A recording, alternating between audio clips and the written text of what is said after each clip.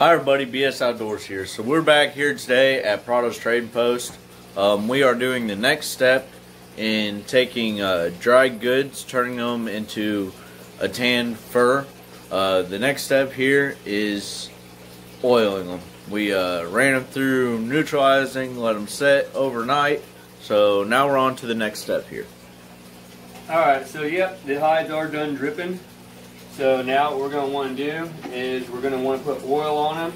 And then once we oil them, we'll let them sit for about 12 to 24 hours. Let them absorb some of that oil. And that way it has time to do its job. And then we'll start to actually air out the furs. We'll start to be able to break them up a little bit once they get to a certain stage. But we'll show you all that in the meanwhile. We'll show you all that later on here. So you can see here it's damp still. It's not dried out though. And like I said, you know, you could get all that membrane off if you had to. I just kind of went around, took the fat off. What I use here is I use Lubristretch most of the time. You can get McKinsey. McKinsey has a really good brush on tan also. But what I like to use the most here is just the Lubristretch.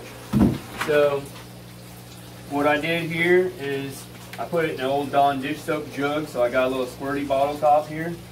And you just want to drizzle that all nice and on there like that. Get it all buttered up here. Get in all the little cracks and stuff. You want to get a good tan, well, a good tan on it already, but I mean we'll get it oiled up. Give it a good oil, and we don't want any hard spots. Come back and get us later.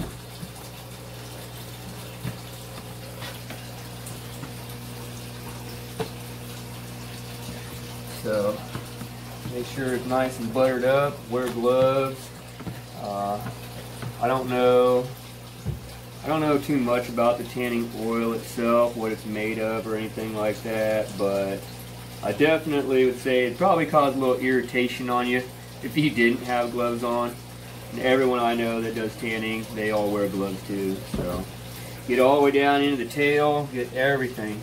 And once it's all nice and oiled up here, we're going to flip it back first side out again. And you don't have to do a real good job. See how you just kind of tuck it around here like that?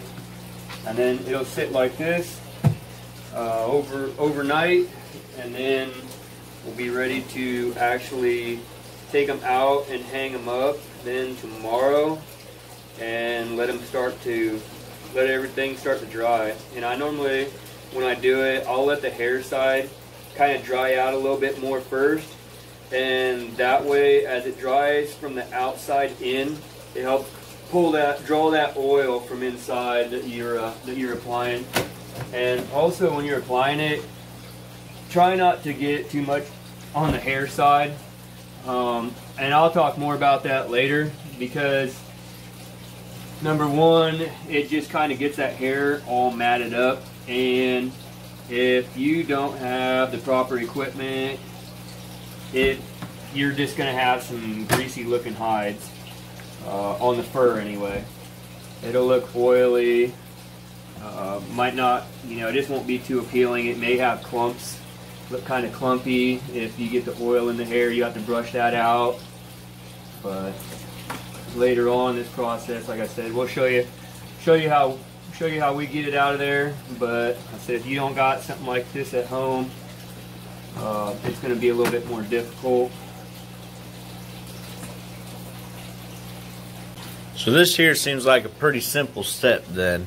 I mean, there ain't a whole lot to this one. Just make sure the hide's completely coated. That way no dry spots, nothing like that.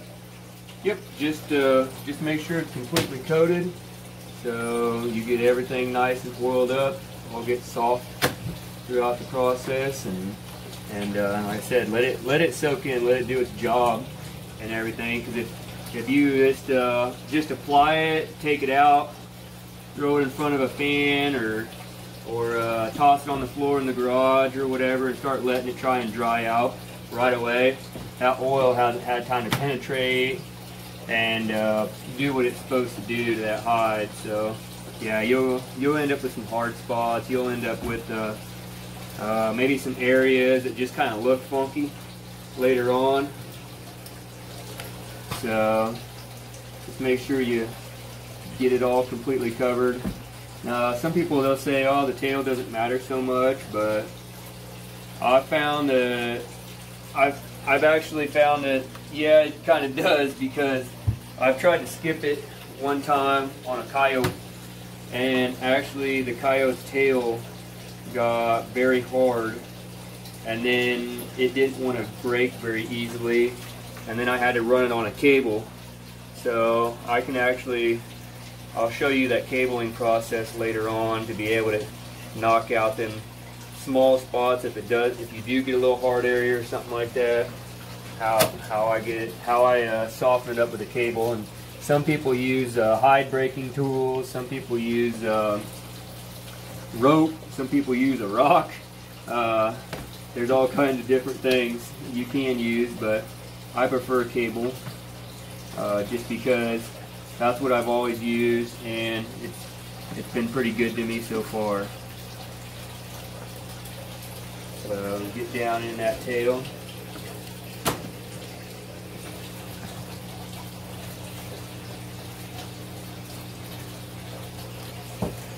Alright guys, well, we got a couple more to go. We're not gonna bore you with them.